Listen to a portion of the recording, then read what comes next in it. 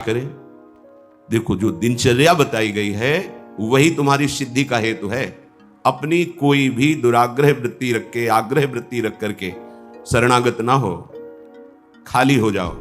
जो भी तुम्हारे अंदर है वो समर्पण के भाव में। अब जो ही कहें करें हम सोई, आयस लिए चले निज दासी। मन क्रम वचन त्रिशुद्ध सकल मत, हम श्री हित हरिवंश उपासी। मन से, वचन से, कर्म से, शरीर की चेष्टाओं से शुद्ध, अर्थात जो उपदेश मिला है उसके अनुसार चलना, उसके विपरीत चलना अशुद्ध है, उनके अनुकूल चलना शुद्ध है, आदेश है।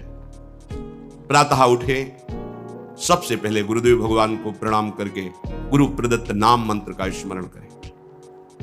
फिर वृंदावन भूमि को प्रणाम करें, चाहे जहां हो, क्योंकि हमारा प्रेम धर्म धाम में विराजमान प्रिया प्रीतम के चरणार विंद का सेवा सुख है। सबसे पहले हम धाम को प्रणाम करते हैं, गुरुदेव की बात, धाम को प्रणाम किया। फिर अपनी दिनचर्या में नाम स्मरण करते हुए लगते हैं। जब स्नान कर ले, रज लगाते हैं, चरणामृत लेते हैं, तिलक रचना करते हैं, फिर दिनचर्या आगे की बढ़ती है। इतना शरीर सेवी मत बन जाओ कि हर समय खान पान का ही चिंतन केवल बना रहे, जिससे प्राणों का पोषण हो, शरीर स्वस्थ रहे। ऐसी दिनचर्या बनाओ।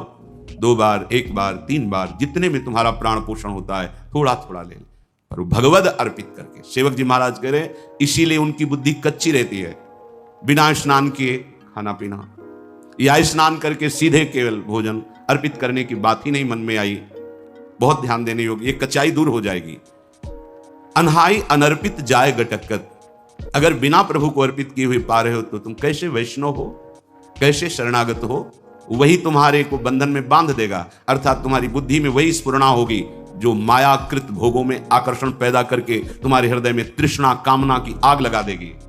अगर भगवद अर्पित प्रसाद है तो इन वासनाओं को नष्ट करता है। काहे को अपनी बुद्धि को भ्रष्ट करोगे?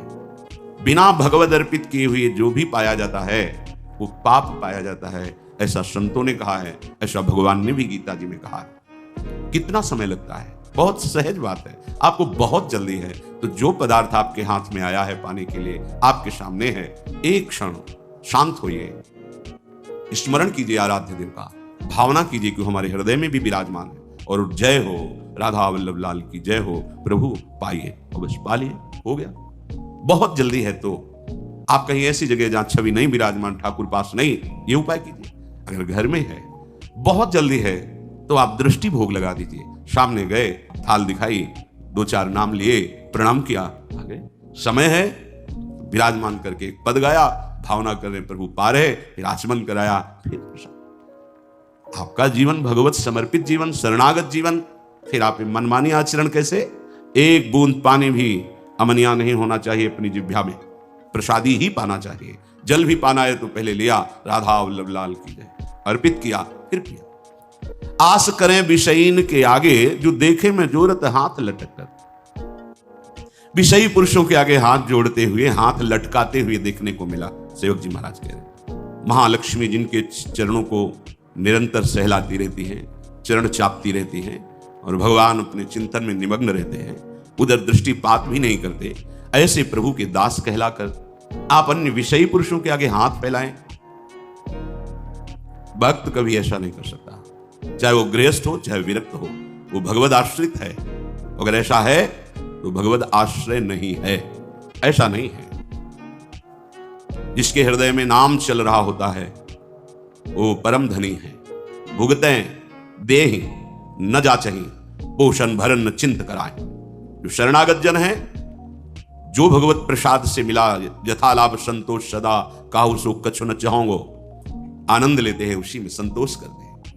अगर जरूरत पड़ी तो उसमें से भी दूसरे को दे देते हैं, पर न जाचहि। ऐसे करना भक्तों का स्वभाव नहीं होता। ऐसे करने का मतलब है स्वामी को पहचाना नहीं। जिनकी तुम शरण में हुए उनको तुमने माना नहीं, ऐसी जरूरत ही नहीं पड़ती।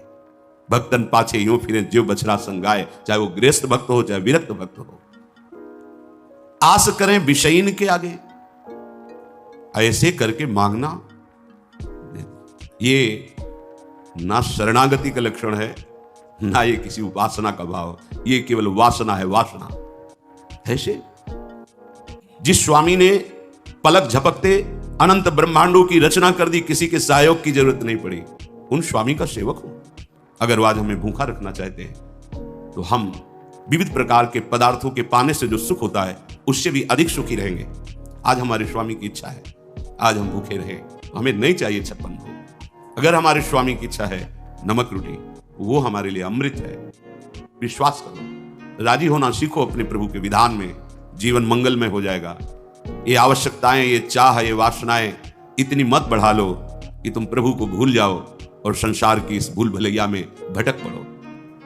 ये भटकन मिटाने के लिए मनुष्य जीवन मिला है। केति का आयु केतिक सो जीवन, काहे विनाशत काज हटकत। अरे भाई, कितनी आयु है तुम्हारी? शरीर तो छूटेगा ना। कितना जीवन है तुम्हारा? इसे तुम कलंक लगा रहे हो शरणागति में, दूसरे के आगे हाथ जोड़कर मांग करके, अन्य भरोसा करके, अन्य आश्रय रख करके। कितना जीवन है तुम्हारा? और एक सिद्धांत बता दे, यदि आपने चालबाजी से, कपट से जीना सीखा है तो पूरे जीवन इसी से जी पाओगे, दूसरा रास्ता नहीं रहेगा। आपने मांग करके इधर उधर तो ऐसे ही जीवन व्यतीत होगा, वो आप निष्ठा तो वैसे जीवन व्यतीत होगा। तुम जैसे चाहोगे वैसे हरि तुम्हारी व्यवस्था करेगा। तुम्हारे मन में आया है कि बिना छल कपट झूठ चोरी के धन आदि नहीं आता, सुख सुविधाएं नहीं आती, तो नहीं आएंगी, तुम्हें वही करना पड़ेगा। तुम्हारी सोच है।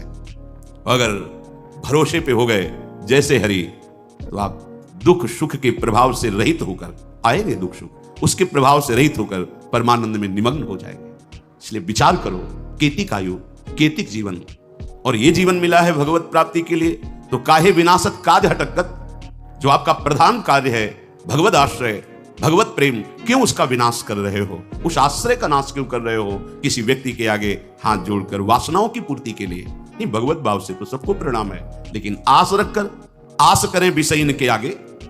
अगर आस है, ये नहीं, ये जीवन में कभी नहीं होना चाहिए, चाहे गृहस्थ हो चाहे विरक्त हो। भगवत आश्रय बिल्कुल।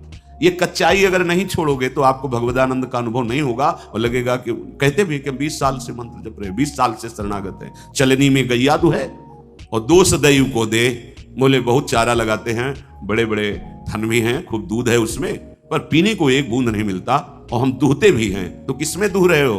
बोले चलनी में गैया दू है, दयु दो, मेरे भाग्य में दूध नहीं बदा है, क्योंकि चलनी में गैया दू है। दोष दयु को दे, हरिगुरु कहो न माने। ये तुम्हारी कच्चाई तुम्हें परमानंद से विमुख कर देगी। साधन करते हुए भी ये असाधन वृत्तियां भगवदानंद का अनुभव नहीं होने देती। हाँ, यदि हमें कोई भी शरीर निर्वाह की आवश्यकता है, कोई भी हमारी कर्तव्य पूर्णता की आवश्यकता है, तो हम अपने प्रभु से प्रार्थना करते हैं कि आप देख लेना, आपको जैसा लगे आप संभाल लेना।